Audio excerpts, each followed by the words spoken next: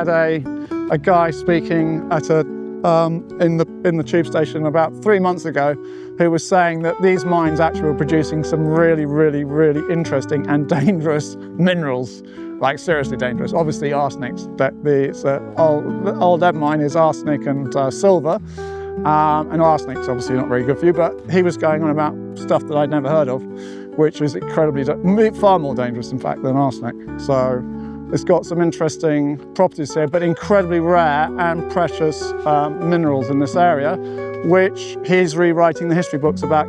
Obviously, if we were up on the top there, you could look across and see King Arthur's Island, Tintagels, across the bay, and he's rewriting the history of that, in that everyone thinks it's like a myth about, you know, Knights of the Round Table, whatever. But the fact was that the Excalibur, the sword, was fact, because what they were doing was they were producing these swords which were the very highest quality in the sort of dark ages, and people would have come to Tintagel not because there was King Arthur's there and you can join the Round Table and that sort of stuff, but they would come because you could get one of the finest swords in the world there, which if you were having a fight, a sword fight, and I had a sword from Tintagel and you had a sword from somewhere else, when I went dang like that, your sword would probably break and my sword would be absolutely fine because it's high quality. The other reason it's over there is so important is because they've got a special type of clay, which they made the mould out of, and Excalibur is actually the name for the mould. So the mould you put your sword, the molten metal into, that had a clay in it, which was actually making the swords even stronger. So this is a kind of a unique place in history, I guess.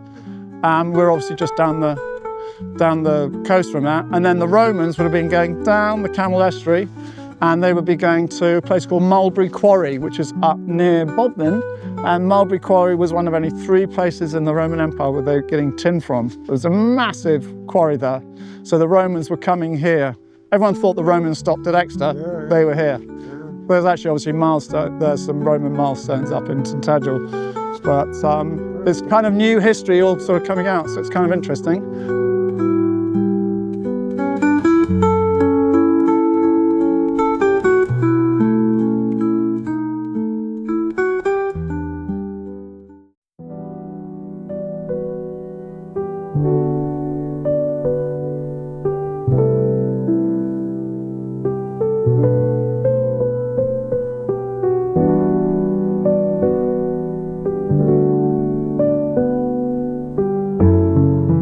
This beach is actually called Broadagog, which might come from the word something. It's got a big cave in it.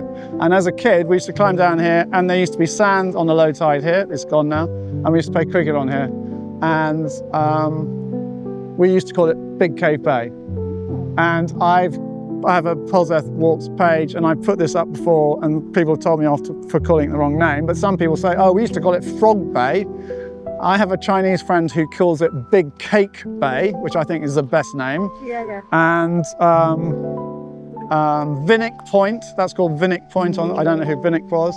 All I know is that at Granaway, there's some steps down, and it's got a memorial stone. Can't remember the name of the guy, but he also built the Truro Viaduct. See, I know a lot of trivial information. That house there is one of the very first houses ever built in this area, and it's called Gulland. So there are 2 houses. Stepper, which is, you just can't quite see it, is on the other side of it, which has just been bought by members of the royal family, and that is called Gulland. And Gulland, of course, if you look out there, that island is Gulland, and that's where you get the nesting birds, which I call them super gliders. They are the biggest gulls with the biggest wingspans. You see them, they got the black-backed gull. You know, can you give us a lecture about the black-backed gull? Or no? No, marine birds. Birds eat fish. Actually, they're not very nice gulls, actually, because they're scavengers. They'll eat other young birds, anything they see, really. They're big birds, though. But when you see them gliding around, they probably come from Gulland. So that's how you can remember the name of that house. And the house just beyond it, you'll see in a second, is called Stepper, which used to be owned by the first person I have recorded surfing in Polzeath, a guy called Ralph Barlow, in about 1923 on a wooden surfboard. He's there surfing. But this was such a volcanic area. And obviously, if you got to the rumps around there. There's all this pillow lava you see here. So it's really interesting because the pillow lava, if you imagine a tube of toothpaste and you squeezed it out and it all comes out like that, if that's what was happening underwater, and then, so the rock was cooling very quickly, and you get these amazing pillow shapes in the rocks.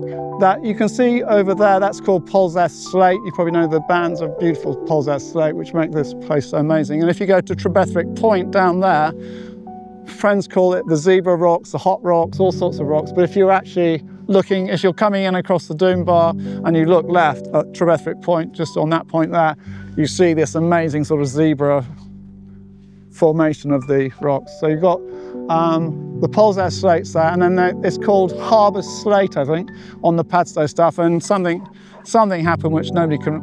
I find it very difficult to understand all those processes of plates going on top of each other and fusions and the pressures involved and whatever.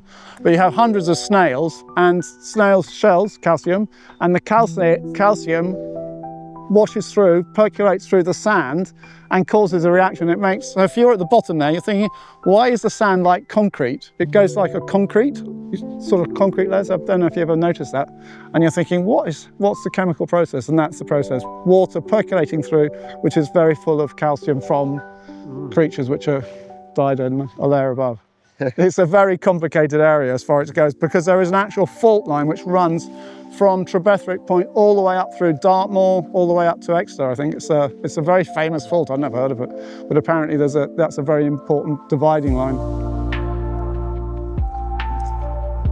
They used to take the horse and carts down to the beach on a platform which was built on those, and they used to come down the beach here and then they pick up I don't call it sand, that's more like gravel down there, isn't it? Yeah. They pick that up and they would take it back by the cart, and then they dress the fields with it. So and actually, if you look at the title deeds for a lot of the fields around here, if you're renting that field, you had to put a certain number of loads of sand onto those every year as part of the contract for you renting that field, because it obviously sweetens the soil and all that sort of stuff. And you know how exchanges work, because they're all high tech. 1957 is the year Sputnik went up. This is the start of the information age. So Sputnik went up in October 1957. This was built in 1957, so this is literally the start of the information age. And if they had a telephone exchange here in those days, it would be women. Yeah, it would have been women. Pressing in the things and listening to the conversations and or whatever as an exchange, but then it all went mechanized, whatever. And apparently this is a mechanized, that's the right word? Yeah. They've still got lots of equipment in there, or whatever. It's still important, and it became much more important when David Cameron, who's got a house just down the road here, David Cameron became Prime Minister. I know nobody would be celebrating that fact, but locals were very excited because British Prime Minister here on holiday, he had to be contactable. So you had to have your ability to phone with a mobile phone from everywhere in the state. So suddenly this area got mobile phone signals all over the place. They got masts everywhere. In here they kept the rocket apparatus, which was a horse-drawn vehicle which had rockets on it. And those rockets would be connected to a small, not a wire, but a rope, and that rope would lead onto a bigger rope, and then they would fire the rocket across the ship, the mast or whatever. Somebody on the ship, on the mast, would catch that, not the rocket, be careful, the rope as it went across, take the rope and tie up, and then they put I think they call them helm hoists now, a bucket system where you put somebody in and then you can haul them across the space. So from the shore to the ship, wrecked, then you can bring everybody on. And it saved hundreds and hundreds of lives.